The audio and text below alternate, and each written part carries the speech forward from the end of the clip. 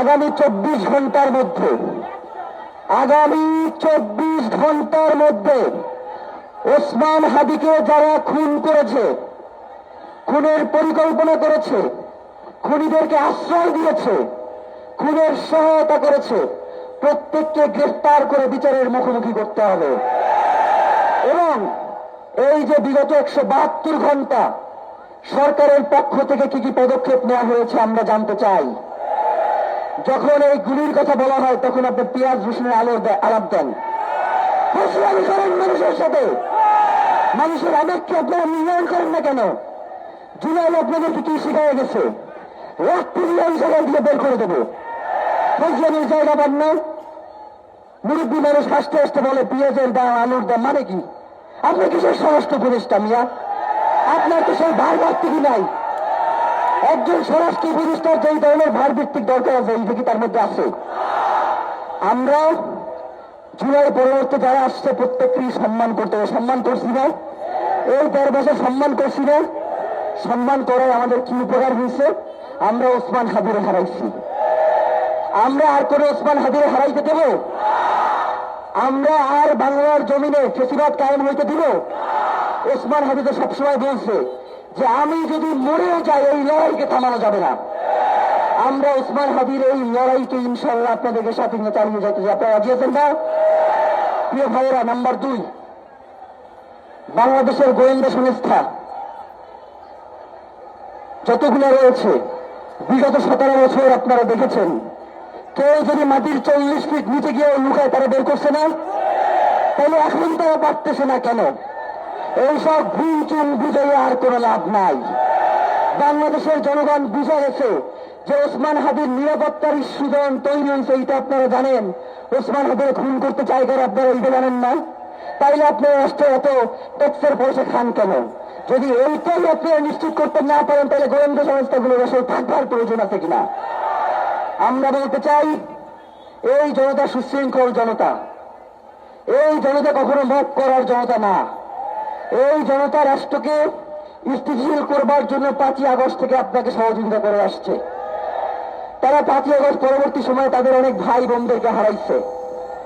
ওসমান হাদির গুলির প্রতিবাদে দাঁড়ানো মানুষদেরকেও কোপানো হয়েছে না? কিন্তু এই রাষ্ট্র আজ পর্যন্ত দেখছেন, আচ্ছা আজকে জানাজান আমাদের সরকারের পক্ষ থেকে বিচারের কোনো কথা বলা হয়েছে? আপনারা কেউ শুনছেন? তার মানে কি বোঝা গেল যে এই সরকার কি চায় না? ওসমান হাদির যে বিচার সেইটা তারা নিশ্চিত করতে চায় না, ঠিক কিনা? এখন আমরা কি করব? আমাদের তো কিছু একটা করতে হবে। আমরা কি খালি সারাদিন রাজপথে মরতেই থাকবো? আমাদের ভাইয়েরা গেলে জীবন দিতেই থাকবে? রিয়া গোপরা কি বুলেটে মস্তিষ্কে এপর উপরে যাইতেই থাকবে? যদি নাই চাই তাহলে আমাদেরকে সর্বাত্মক প্রতিরোধ গড়ে তুলতে হবে। সুশীলতা মারণের আর কোনো সময় নাই। প্রিয় ভাইয়েরা, আগামী সামনে নির্বাচন রয়েছে। সামনে নির্বাচনকে যাতে বাধাগ্রস্ত করা যায় এই জন্য বিভিন্ন ধরনের ষড়যন্ত্র রয়েছে, ঠিক কিনা? তারা যাতে নির্বাচন না হয়, আওয়ামী লীগ যাতে প্রত্যাবর্তন করতে পারে তার জন্য এই ছোট সবগুলো সারা সাজাইছে। তারা মনে করছে যেহেতু এই মুহূর্তে কোন রাজনৈতিক দলের নেতারা যদি মারে এই ধরনের ইম্প্যাক্ট তৈরি হবে না, কারণ জনগণের যে বিশ্বাস তাদের উপরে সেইটা তারা খাওয়া ফেলছে। শুধু একমাত্র ওসমান হাদি ছিল জনতার কণ্ঠস্বর হয়ে, বাংলাদেশের স্বাধীনতা সার্বভৌমত্বের প্রতীক হয়ে, জুলাই জজবার প্রাণ হয়ে। সুতরাং ওরে যদি মারা যায় তাইলেই মনে হয় আওয়ামী লীগকে ফেরানো যায়। যারা এই ধরনের কথা চিন্তা করেন আপনারা বোকার স্বর্গে বসবাস করছেন। সকাল থেকে না খেয়ে কারোর জনতার জন্য বসে নাই, তারা শুধুমাত্র বসে আছে আমাদের নির্দেশনার অপেক্ষায়। এই মঞ্চ থেকে আমরা যদি এখন ঘোষণা দেই যে এই সরকার আর থাকবে না, আপনি কিন্তু থাকতে পারবেন না।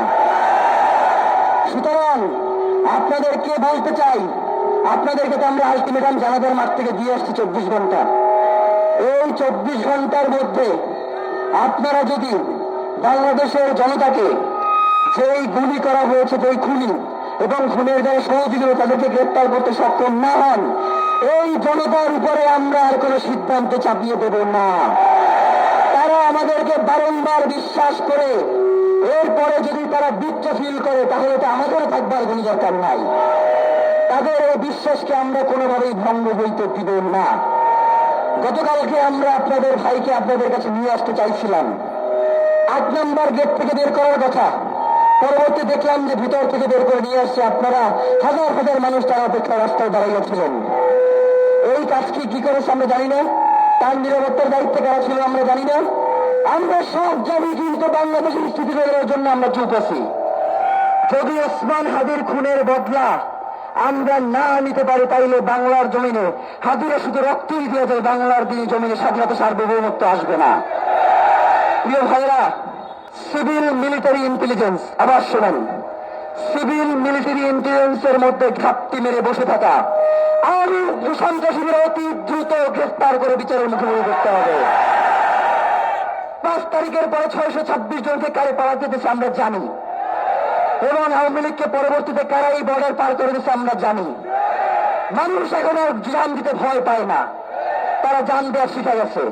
সুতরাং এই জনতাকে আপনাদেরকে ঘোষণা করি, ইনকিলাব মঞ্চ কখনোই কারোর সাথে আপোষ করবে না জন থাকতে। ওসমান হাদি আপোষ করে না, ওসমান হাদির ভাইয়েরাও আপোষ করবে না ইনশাআল্লাহ, ওসমান হাদির বোনেরা আপোষ করবে না ইনশাআল্লাহ। ভাইয়েরা, আপনাদের কাছে আমাদের অনেক আগে আসবার কথা ছিল, কিন্তু আসতে পারিনি ভাই। মানে এই সিস্টেম এতটাই বাজে, মানে আপনাদের কাছে আসবো কখন? মানে লাশ হস্তান্তর, ওসমান হাদিকে গ্রহণ, এরপরে হচ্ছে হসপিটালে দৌড়জোড়ি, এর কারণে আপনাদের কাছে আমরা আসতে পারিনি, আমরা আসলে দুঃখিত। কিন্তু একবার যেহেতু আপনাদের কাছে আইসা গেছি, আমরা আর যাইতেছি না। আমরা আপনাদের সাথে আছি।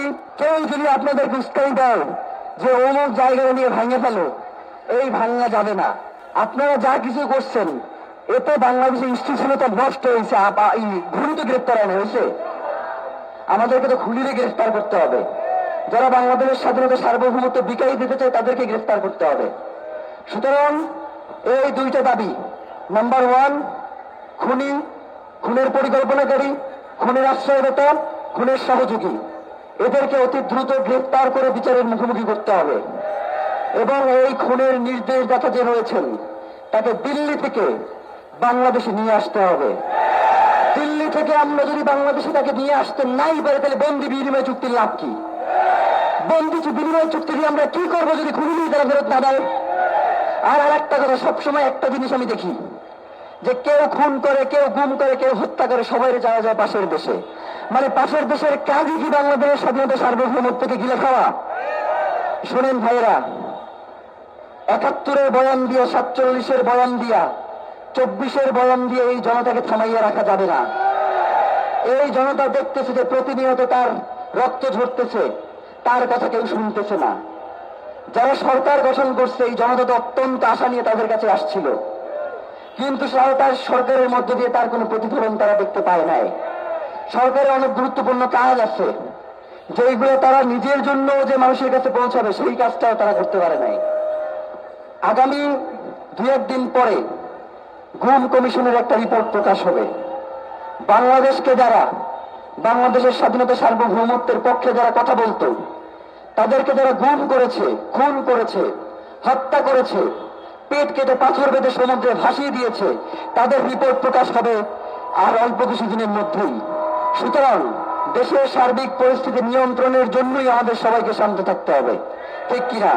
কিন্তু এমন শান্ত না যে ওসমান হাদির খুনিদেরকে আমরা ছাইড়ে দেবো, সেই শান্ত হবো আমরা? ইনকিলাব মঞ্চ যদি আপনাদেরকে আবার ডাকে আপনারা আসবেন না? ইনকিলাব মঞ্চের এই ভাই বোনদেরকে আপনারা ছেড়ে যাবেন? তারা তো পুরো পরিবারকে ছেড়ে দিয়ে আপনাদের জন্য রাস্তায় পড়ে আছে, আপনারা কি তাদেরকে ছাড়িয়ে রেখে যাইতে পারবেন? যদি ছাড়িয়ে রাখতে নাই পারেন, এই 2টা ঘোষণা আমরা দিছি হচ্ছে, প্রথমটা আগামী 24 ঘন্টার মধ্যে স্বরাষ্ট্র উপদেষ্টা এবং সহকারী উপদেষ্টা খোদা বক্স তাকে জনতার সামনে আইসা বলতে হবে যে এই 1 সপ্তাহে সে কি কি অগ্রগতিতে আগাইছে। যদি সে এর জবাব দিতে না পারে তাহলে তাকে অবশ্যই পদত্যাগ করতে হবে। আরেকটা জিনিস, সেটা হচ্ছে আমরা যখনই কোনো উপদেষ্টার কাছে যাই আমাদেরকে বলে ভাই এটা তো আমার দায়িত্ব না, এটা তার দায়িত্ব। এই হারামজাদারা, তোকে ওইখানে খালি ইসের জন্য পাঠাইছি যে এটা আমার দায়িত্ব, তোর দায়িত্ব আমার জন্য। আমরা তোদেরকে পাঠাইছি ওই যে 1400 মানুষ শহীদ হয়েছে, বাংলাদেশে এতদিন যে 17 বছর গুম খুন হত্যার বিচার করার জন্য তারা গিয়ে সংসদে বিষয় মজ মস্তি করা ফ্লাডে ফ্লাডে করেছে, এর জন্য আমরা তাদেরকে পাঠাইছি। অতি দ্রুত যদি এদেরকে গ্রেফতার করা না হয়, ইনকিলাব মঞ্চ যদি আল্লাহ না করুক আমাদের প্রত্যেক ভাই বোনকে যদি শহীদ করে ফেলে, আপনারা এই ইনকিলাব মঞ্চের জায়গায় দাঁড়াইতে পারবেন না। আজ থেকে ইনকিলাব মঞ্চ এর দায়িত্ব আপনাদের বাংলাদেশের সকল জনগণের। ইনকিলাব মঞ্চ বাংলাদেশের স্বাধীনতা সার্বভৌমত্ব রক্ষার জন্য দীর্ঘ 1.5 বছর ধরে আপনাদের পাশে ছিল এবং বাংলাদেশ স্বাধীনতা সার্বভৌমত্ব টিকিয়ে রাখতে মৃত্যু পর্যন্ত আপনাদের পাশে থাকার আমরা অঙ্গীকার করছি। আমরা বাংলাদেশের স্বাধীনতা সার্বভৌমত্ব এবং স্থিতিশীলতায় বিশ্বাস করি এবং যাতে কেউ কোনো অপ্রীতিকর পরিস্থিতি তৈরি করতে না পারে, এই জন্য আপনাদের প্রত্যেককে ইনকিলাব মঞ্চের একজন কর্মী হয়ে যেতে হবে। দেশি বিদেশি বিভিন্ন ষড়যন্ত্র হচ্ছে, তারা যাচ্ছে ওসমান হাদি যে লড়াইটা শুরু করছে, এই লড়াইটা যাতে কোনোভাবেই ফোকাসে না থাকে, এই জন্য দেখবেন যে গুলিবিদ্ধ হওয়ার পর থেকে বিভিন্ন জায়গায় বিভিন্ন লোক স্যাবোটেজ করা শুরু করে দিয়েছে, দেখছেন না আপনারা? আমরা কি তাদেরকে সেই সুযোগ দিব? আমাদের প্রথম দাবি হচ্ছে খুনিদের গ্রেফতার করা, এরপর সব আলাপ। মানে আলাপ শুরু হবে খুনিদের গ্রেফতারের মধ্য দিয়ে, এর আগে কোনো আলাপ চলবে না।